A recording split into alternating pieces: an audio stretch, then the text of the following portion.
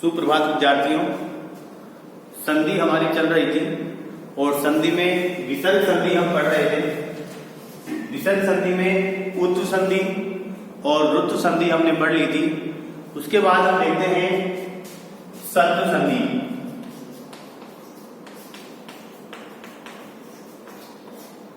सत्व संधि देखिए, उत्तु संधि से उ बनाता, रुत्व से रे बनाता, सत्व से बनेगा। नियम है इसका, विसर्ग के बाद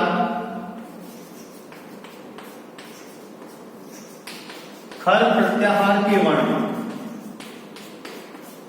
आए। खर प्रत्याहार के वर्ण कौन से होते हैं?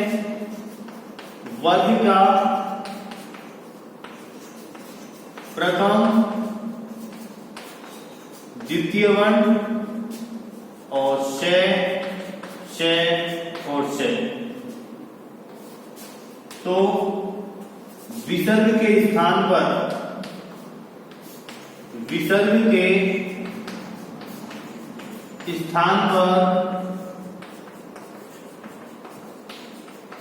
शय हो जाता है। देखिए, खर प्रत्याहार आप नहीं समझेंगे। माहेश्वर सूत्र से प्रत्याहार बनते हैं। प्रत्याहार के अंतर्गत वर्ण होते हैं। तो वर्ण यहां पर मैंने लिखे हैं कि विसर्ग के बाद में वर्ग का प्रथम और द्वितीय वर्ण आ जाए, शय और शय आ जाए, तो विसर्ग के स्थान पर शय हो जाता है। ये तीनों शय हो जाते हैं। अब कहां कौन सा शय करेंगे ये देखिए। तो आपको मुख्य वर्णों को ध्यान रखना है। देखिए, विसर्ग के बाद में क्या आ जाए, तय आ जाए, तो विसर्ग के स्थान पर आपको शय करना है। विसर्ग के बाद में तय आ जाए, च आ जाए, तो विसर्ग के स्थान पर शय करना है। और विसर्ग के बाद में तय आ जाए और ठ आ जाए, तो विसर्ग के स्थान पर शय करना है। तो मुख्य आपको इन 6 वर्णों का ध्यान रखना है। विसर्ग से पहले आपको नहीं देखना है, विसर्ग के बाद में आपको देखना है। विसर्ग के बाद क या तय आ जाए तो विसर्ग के स्थान पर शय करेंगे। विसर्ग के बाद में तय आ जाए, च आ जाए, तो विसर्ग के स्थान पर शय करेंगे। और विसर्ग के बाद तय आ जाए, ठ आ जाए, तो विसर्ग के स्थान पर शय करेंगे। एग्जाम्पल लेते हैं।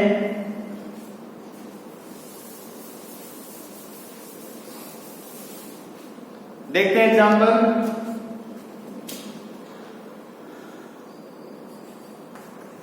कहे प्लस चित।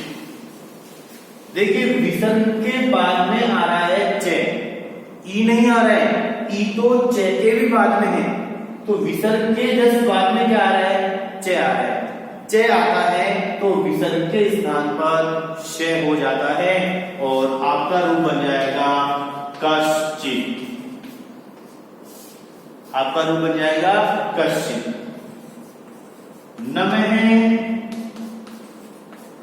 प्लस कार्य है।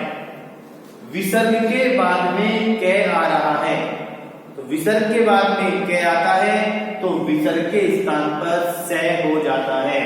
और सय होने से आपका रूप बन जाएगा नमस्कार है।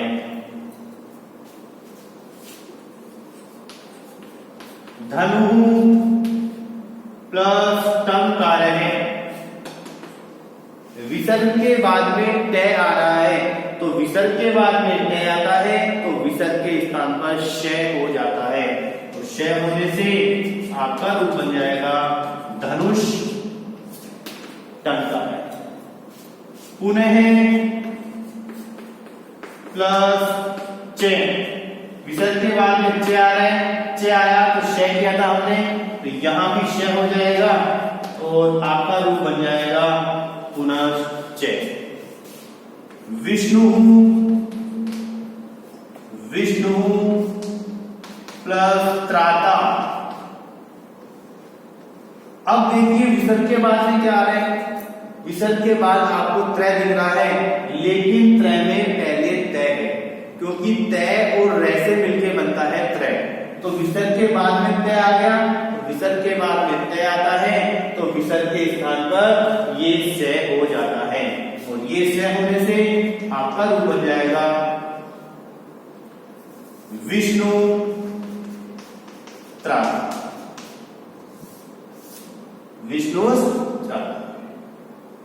अब देखिए विसर्ग के बाद में यदि श और श आता है, विसर्ग के बाद में यदि श आ गया तो विसर्ग के स्थान पर भी ये वाला श होगा। विसर्ग के बाद में श आ रहा है तो विसर्ग के स्थान पर भी श होगा, और विसर्ग के बाद में स आ रहा है तो विसर्ग के स्थान पर भी स होगा। एग्जांपल लेते हैं,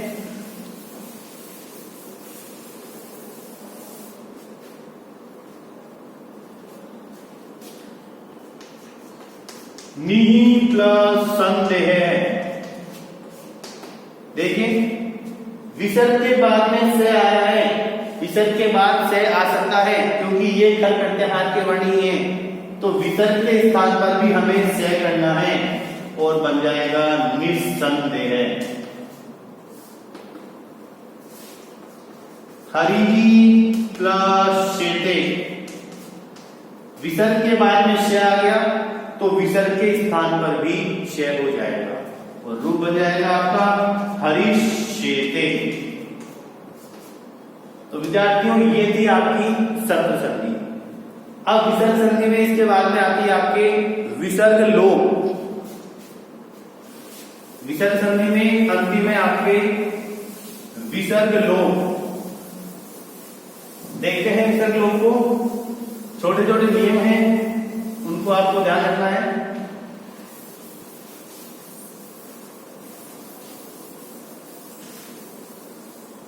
यस,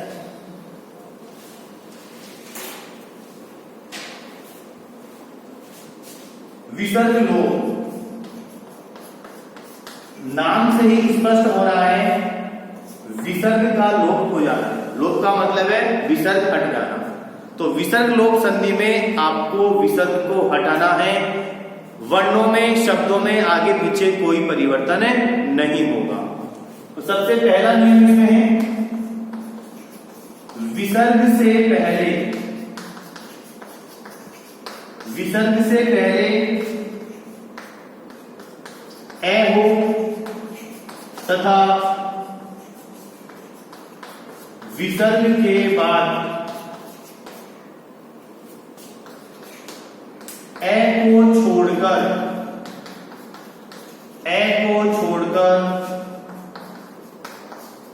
कोई स्वर हो तो विसर्ग का लोप हो जाता है। देखिए ये कह रहा है कि विसर्ग से पहले क्या होना चाहिए, ए। अब देखिए ए उर्दू संधि में भी आया था, लेकिन ये कह रहा है कि विसर्ग के बाद में ए नहीं होना चाहिए, इसके अलावा कोई भी स्वर आ जाए, केवल स्वर। विसर्ग से पहले ए, विसर्ग के बाद में ए को छोड़कर कोई भी स्वर आ जाए तो विसर्ग का लोप हो जाता है। एग्जाम्पल ले लेते हैं,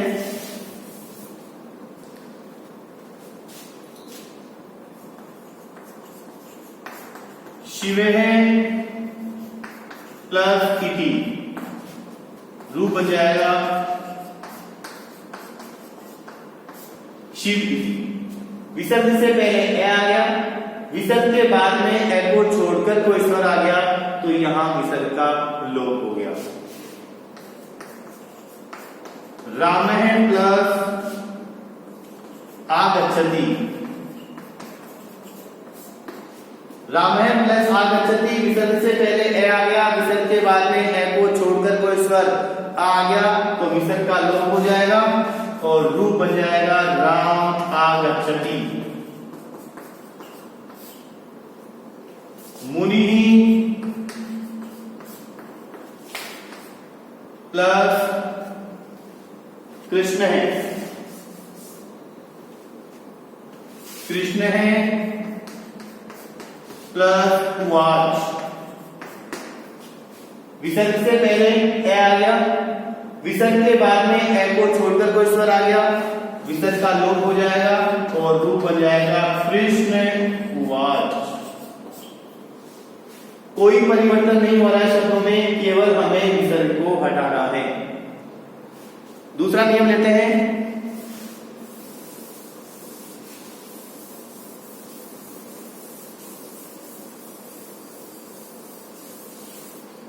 दूसरा नियम है शय और एशय के पश्चात ए को छोड़कर कोई स्वर अथवा व्यंजन आए, स्वर अथवा व्यंजन आए तो विसर्ग का लोप हो जाता है।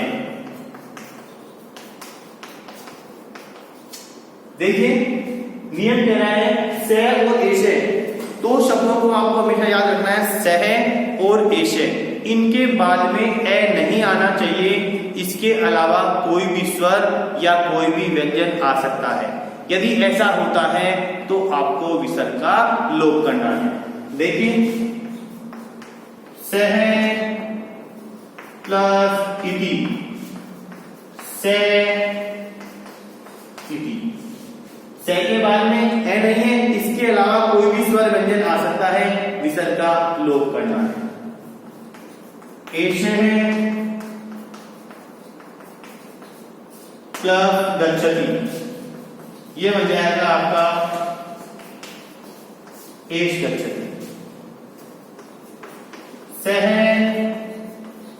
प्लस वदति, विसर्ग से पहले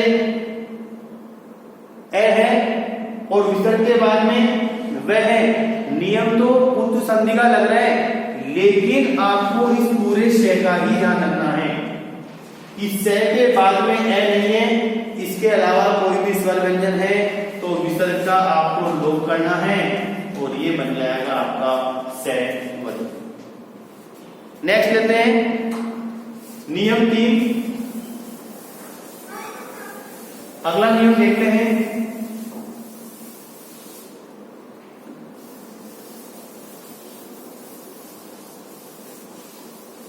नंबर 3,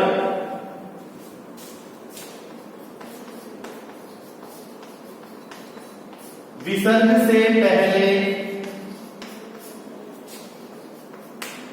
आहु तथा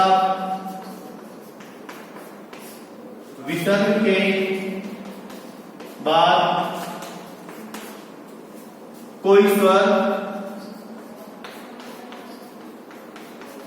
वर्ग का तृतीय, चतुर्थ, पंचम वर्ण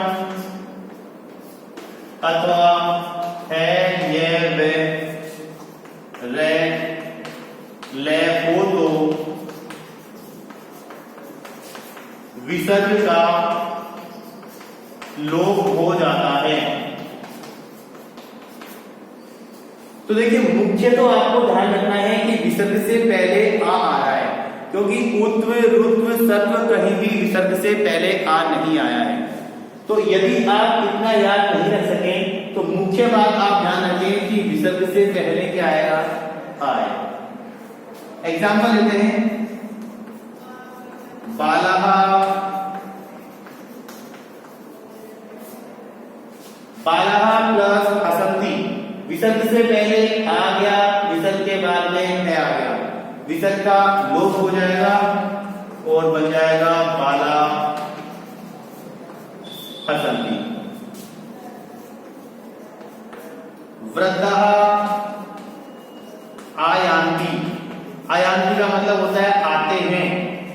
वृद्धः विसर्ग आ गया, विसर्ग से पहले आ गया, इसके बाद में स्वर आ सकता है, विसर्ग का लोप हो जाएगा और बन जाएगा वृद्धा आयान्ति। देखिए विसर्ग से पहले आ होने का मतलब है कि शब्द बहुवचन का हो गया, तो आगे जो शब्द आएगा वो भी बहुवचन का ही आएगा। छात्राः वदन्ति बन जाएगा छात्रा वदन्ति। नियम 3 आपका कंप्लीट है। नियम 4 आप बोल देंगे, लास्ट नियम है इसका।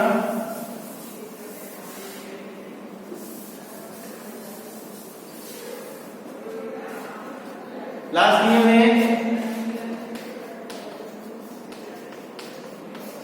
विसर्ग से बने रे के पश्चात यदि रे आए तो पूर्व रे का लोप हो जाता है तथा उससे पूर्व